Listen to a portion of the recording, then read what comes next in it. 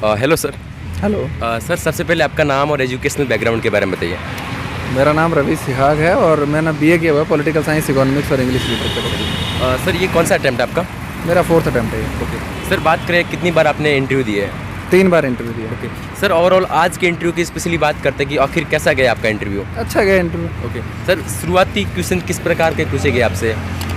शुरुआती क्वेश्चन वही डेप्थ से पूछे गए थे कि एग्रीकल्चर मेरा बैकग्राउंड अच्छा है, बैकग्राउंड है, तो एग्रीकल्चर से कुछ क्वेश्चन थे।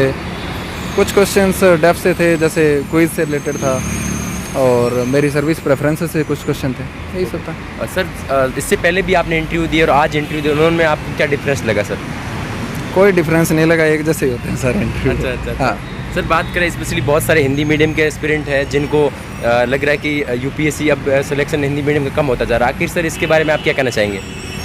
ऐसा नहीं है, थोड़ी सी स्ट्रेटजी वगैरह अच्छे से प्रिपेयर करें, और इंग्लिश के मटेरियल को थोड़ा पढ़ना पड़ेगा क्योंकि हिंदी में मटेरियल की कमी है, और थोड़ा सा साइंटिफिक तरीके से अगर हम पढ़ेंगे तो हिंदी मीडियम से भी सिलेक्शन हो सकते हैं। सर अभी आप सर्विस में भी है, सर्विस में होने के बाद में भी इस बार आप इंटरव्यू देने जा रहे हैं, तो सर आप किस टाइम मैनेजमेंट किस प्रकार कर रहे हैं? टाइम मैनेजमेंट करना पड़ता था, सुबह जल्दी उठना पड़ता था, रात को लेट तक सोना पड़ता था, थोड़ा नींद से कॉम्प्रोमाइज़ करना पड़ता था, ये सभी चीज़ें। ओके तो सर बात करें आपके ऑप्शनल सब्जेक्ट क्या है सर? हिंदी साहित्य। ओके, हिंदी साहित्य से रिलेटेड आपको क्या क्या क्वेश्चन पूछे गए? हिंदी साहित्य से रिलेटेड एक्चुअली में शुरुआत जो मेरा इंटरव्यू था वो हिंदी साहित्य से ही हुआ था। उसमें नागार्जुन की कविता, कबीरदास जी और इन सभी के बारे में बात की गई थी। ओके सर, ओवरऑल इंटरव्यू की अगर बात करें आपने कितने प्रतिशत सही से आंसर दिया है? कुछ क्वेश्चन में जैसे 4-5 में सॉरी बोला था, उसके अलावा सारे आंसर ठीक दिए। सर नर्वस टाइम जब फर्स्ट टाइम गए थे, नर्वस टाइम फील हुआ था थोड़ा बहुत, ऐसा कुछ हुआ था या फिर? नर्वस हर साल ही फील होता है, चाहे 10 बार इंटरव्यू दे दो। अच्छा सर, बहुत सारे एस्पिरेंट इस बार प्रीलिम्स देने जा रहे हैं, उनको आप क्या कहना चाहेंगे सर? प्रीलिम्स के लिए जो तुम बेसिक पढ़ रहे हो उस पर स्ट्रिक्ट रहो, फालतू के बहुत ज़्यादा अभी इस टाइम पे बहुत ज़्यादा रिसोर्सेज को फॉलो मत करो। करंट को वेटेज दो, मगर इतना भी नहीं कि करंट सारा दिन पढ़ते रहो। जो बेसिक है उसको पढ़ते रहो, टेस्ट सीरीज़ लगाओ, कुछ अच्छे टेस्ट दो, और प्रीवियस ईयर क्वेश्चन सॉल्व करो। ओके सर, कि जैसा कि अभी हिंदी मीडियम के आंसर राइटिंग प्रैक्टिस में बहुत सारे स्टूडेंट्स को दिक्कत आ रही है, क्योंकि लंबे लंबे लेख लिखने पर उसमें बहुत सारे मटेरियल्स को चाट के लिखना पड़ता है, तो उसमें सर आपने किस प्रकार लिखा और कैसे मैनेज किया ये सब? देखो, पॉइंट टू पॉइंट लिखना वो सबसे बेस्ट है, कि अगर आप इंट्रोडक्शन कर रहे हो तो उसको ऐसे नहीं है कि आप आधे पेज से ज़्यादा कर दो। बिल्कुल, छोटा इंट्रोडक्शन लिखो, पॉइंट टू पॉइंट उसमें जितना भी पूछा है वो लिखो, और एक अच्छा सा कंक्लूजन दो। मटेरियल बहुत है पढ़ने का, लेकिन वहाँ पे अपन को या तो 150 या 250 वर्ड्स लिखने पड़ते हैं, तो इतने ही लिखो, उसके हिसाब से पढ़ो कि हम लोगों को पूरा विद्वान नहीं बनना है, बिल्कुल हम लोगों को एग्ज़ाम क्लियर करना है, तो उसके हिसाब से पढ़ो। ओके सर, किसी भी काम को जब शुरुआत करते हैं बहुत दिक्कत होती है, चाहे यूपीएससी की परीक्षा हो या किसी भी एग्जाम की। जब एस्पिरेंट यूपीएससी की परीक्षा को लेकर चिंतित होता है तो उसके बारे में सर शुरुआत में तो मटेरियल्स कहाँ से खंगालें, कैसे करें, क्या करें, इसके बारे में सर क्या कहोगे आप?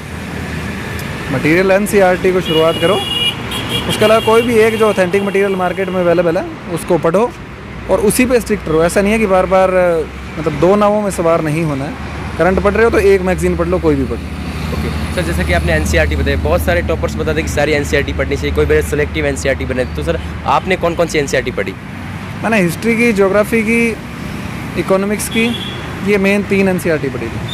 ओके तो सर स्पेशली अब एस्पिरेंट्स जो हिंदी मीडियम के देख रहे हैं, उनको किन किन गलतियों से इस यूपीएससी की जर्नी से बचना चाहिए? देखो, मार्केट में बहुत सारा मटेरियल अवेलेबल है, सारों को नहीं पढ़ना है। जो बेसिक चीज़ें हैं NCERT वगैरह, उन पर फोकस रखो, टेस्ट पेपर लगाओ, और बहुत ज़्यादा लोगों से राय मत लो।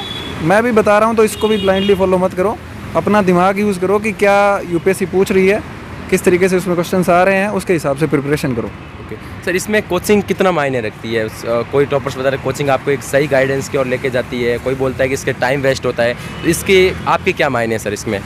अगर तुम्हारा बिल्कुल बेस ज़ीरो है, कोचिंग कर सकते हो, अगर सेल्फ करनी है तो सेल्फ भी कर सकते हो, दोनों अच्छे हैं। ओके तो सर आपने की होगी सर कोचिंग, तो इसमें आपसे कोचिंग के कितना बेनिफिट हुआ करने से? देखो, मेरा ऑप्शनल था हिंदी साहित्य, उसकी कोचिंग की थी और उसका अच्छा बेनिफिट मुझे मिला। ओके सर, शुरुआत में जब नोट्स बनाते हैं तो बहुत नोट्स लेंथी हो जाते हैं, तो उनको किस प्रकार मैनेज करें एक शॉर्ट नोट्स की तरह? शुरुआत में नोट्स बनाने ही नहीं चाहिए ना, इसीलिए तो मैनेज होगा। शुरू में कम से कम 3 या 4 रीडिंग करो, उसके बाद में नोट्स बनाओ, तो जो चीज़ें दिमाग में फिट हो गई हैं उनको नोट्स में लिखना नहीं पड़ेगा, जो नहीं फिट हुई है उनको नोट्स बना लो। सर रसिया यूक्रेन से जो तनाव के बीच में चल रहा है उसमें उससे रिलेटेड कुछ पूछा गया? ठीक है। नहीं, रसिया यूक्रेन से कुछ भी नहीं पूछा गया। Okay sir, thank you sir time देने की।